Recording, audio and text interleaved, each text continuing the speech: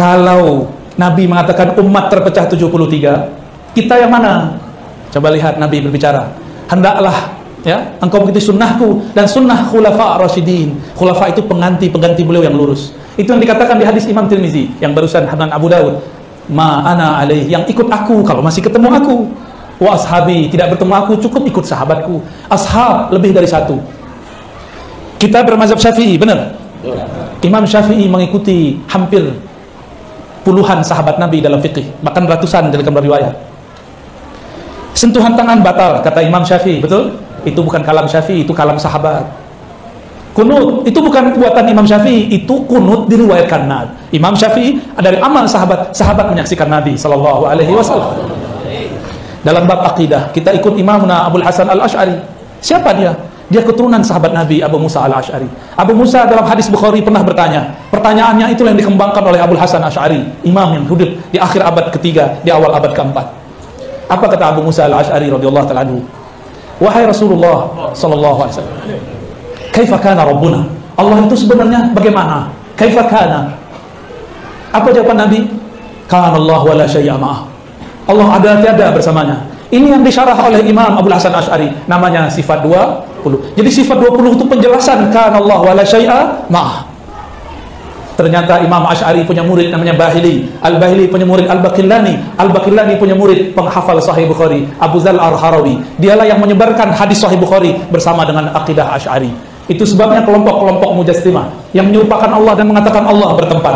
Apa kata mereka? Abu Zal Al-Harawi laknatullah alaih. Mereka benci kepada Abu Zar Al-Harawi karena Abu Zar menyebarkan Sahih Bukhari bersama akidah Asy'ari. Assalamualaikum warahmatullahi wabarakatuh. Alhamdulillah wassalatu wassalamu ala Rasulillah. Allahumma sholli ala Muhammad wa ala ali Muhammad. Teman-teman yang dirahmati Allah Subhanahu wa taala, pentingnya pemahaman mendalam mengenai ajaran ulama yang diikuti, khususnya Imam Syafi'i, serta perlunya menghindari sikap taklid mengikuti secara buta tanpa mengkaji lebih jauh.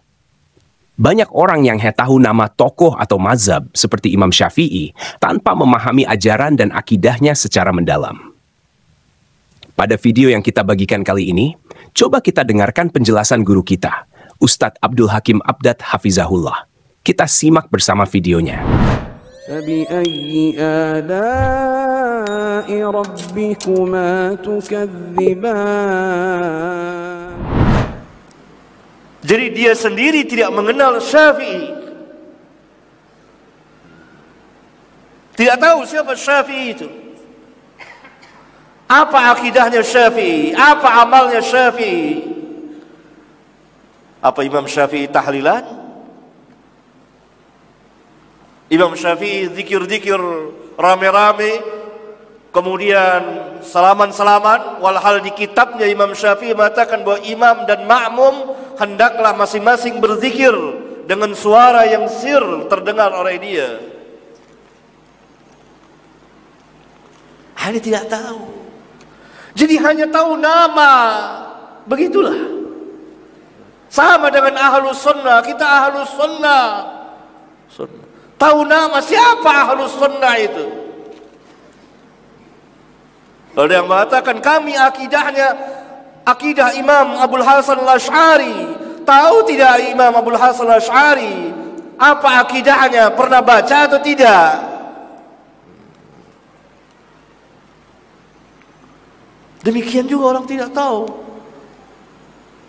Memberikan cap Wahabi yang sesat, tidak tahu hakikatnya. Siapa Syekh Al-Imam Muhammad bin Abdul Wahhab rahimahullah ta'ala?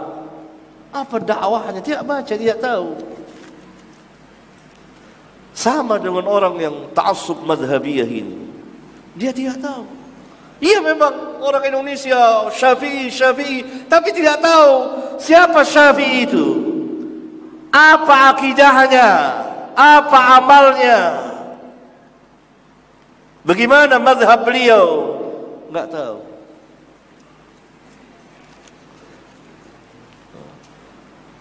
Pernah baca kitab Syafi'i? Enggak pernah. Ada. Bingung saya tanya begitu. Bahkan saya pernah ketemu dengan dua orang intelektual salah satu organisasi besar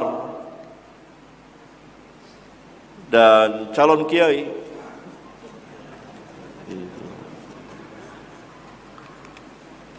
Berdialog dengan saya tentang tahlilan. Sampai pada ini saya katakan Imam Syafi'i mengharamkan. Dia terkejut. Apa benar Imam Syafi'i mengharamkan? Karena selama ini dia tahu bahwa mazhab Syafi'i membolehkan tahlilan. Ini tidak menunjukkan tidak baca kitab. Antum tidak baca kitab Al-Um? Kata guru saya, belum cukup umur untuk baca kitab itu. Ini benar terjadi. Ini benar terjadi. Lalu karena itu di maktabah Libya, maka saya minta ambil kitab Al-Um, buka baca. Baru dia tahu. Oh, kalau gitu Syafi'i mengharamkan.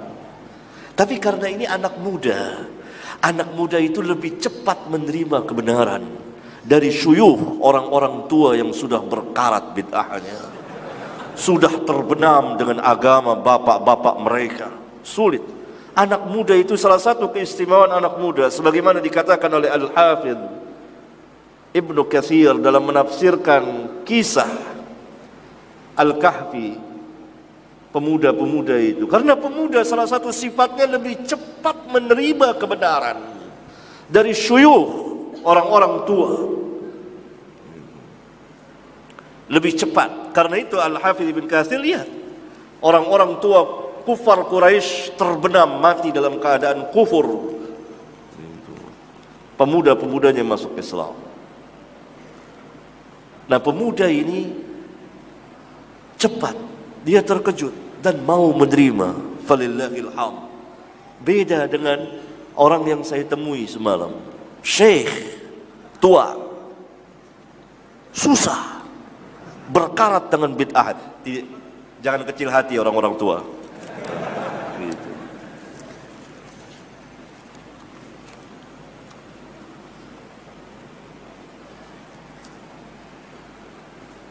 Iya. Jadi orang banyak mengenal nama tapi tidak hakikinya tidak tahu. Karena itu belajar.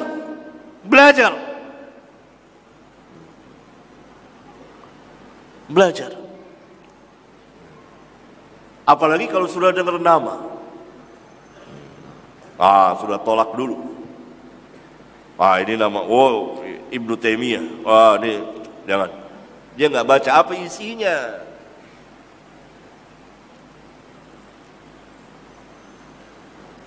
Pernah salah seorang ustadz, guru saya, kalau temannya para kiai, dia kasih kitab Syekhul Islam Ibnu Taimiyah, tapi ditutup namanya dihilangin, difotokopi kitabnya. Disuruh bacalah para kiai itu. Bagus nggak nih kitab? Bagus nih, penuh ayat. Selama ini kan membuktikan mereka ini hanya dengar taklid saja dari mulut ke mulut. Oh, Ibnu Taimiyah sesat. Tapi tidak baca, dibuktikan waktu itu. Saya diceritakan, dikopikanlah bukunya. Baca. Coba baca. Bagus nggak buku ini? Tidak dikasih tahu siapa penulisnya. Baca. Karena mereka para kiai bisa bahasa Arab. Bagaimana? Setelah berapa waktu tanya, bagaimana? Bagus nggak? Bagus. Semuanya ayat Al-Quran, hadis, bagus.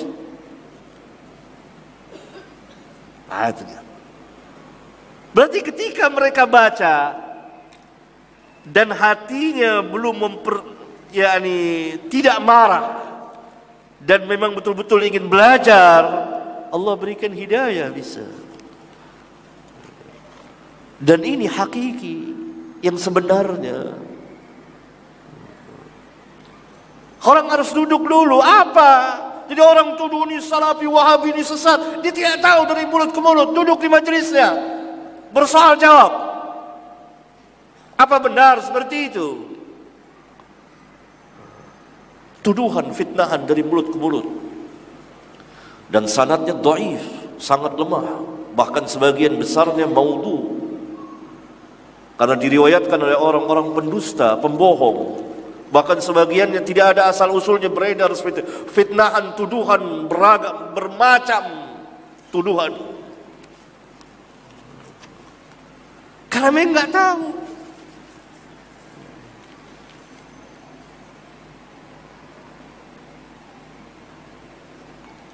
Hanya pengakuan.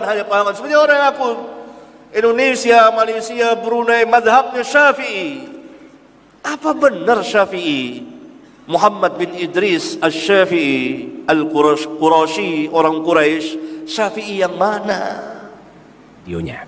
Teman-teman yang dirahmati Allah Subhanahu wa taala, Masya Allah, Ustadz Abdul Hakim Abd Hafizahullah membahas pentingnya pemahaman mendalam mengenai ajaran ulama yang diikuti, khususnya Imam Syafi'i, serta perlunya menghindari sikap taklid mengikuti secara buta tanpa mengkaji lebih jauh. Beliau menekankan bahwa banyak orang yang hanya tahu nama tokoh atau mazhab seperti Imam Syafi'i tanpa memahami ajaran dan akidahnya secara mendalam. Beliau memberikan contoh tentang salah kaprah yang sering terjadi di kalangan umat, seperti tahlilan, zikir berjamaah dengan suara keras, dan salaman setelah salat. Ustadz Abdul Hakim menjelaskan bahwa dalam kitab Imam Syafi'i, seperti zikir yang dianjurkan dilakukan dengan suara pelan, bukan secara ramai-ramai seperti yang dipraktikkan sebagian orang. Lebih lanjut, Ustadz Abdul Hakim Hafizahullah juga menyinggung kesalahpahaman terhadap Imam Abul Hasan Al-Asy'ari dan Imam Muhammad bin Abdul Wahhab. Banyak orang yang memberi label Wahabi tanpa benar-benar mengenal pemikiran dan ajaran beliau, hanya berdasarkan tuduhan yang beredar secara lisan. Beliau juga mengisahkan dialognya dengan beberapa intelektual yang terkejut saat mengetahui bahwa Imam Syafi'i sebenarnya mengharamkan tahlilan, sesuatu yang selama ini dianggap seolah-olah dibolehkan oleh mazhab Syafi'i. Ustadz Abdul Hakim Hafizahullah menekankan pentingnya belajar dengan benar dari sumber-sumber yang sahih, membaca kitab-kitab ulama, dan tidak hanya bergantung pada informasi yang didengar secara turun-temurun atau dari mulut ke mulut. Beliau juga menyatakan bahwa pemuda lebih mudah menerima kebenaran dibandingkan orang tua yang sudah terbenam dengan keyakinan lama, dan mendorong umat untuk membuka diri terhadap ilmu yang benar. Ustadz Abdul Hakim Hafizahullah menekankan pentingnya mempelajari hakikat ajaran para ulama dengan mendalam, tidak hanya mengenal nama tanpa mengetahui isi dari ajaran mereka. Demikian video yang kita dapat bagikan kali ini. Semoga bisa memberikan pencerahan bagi kita semua.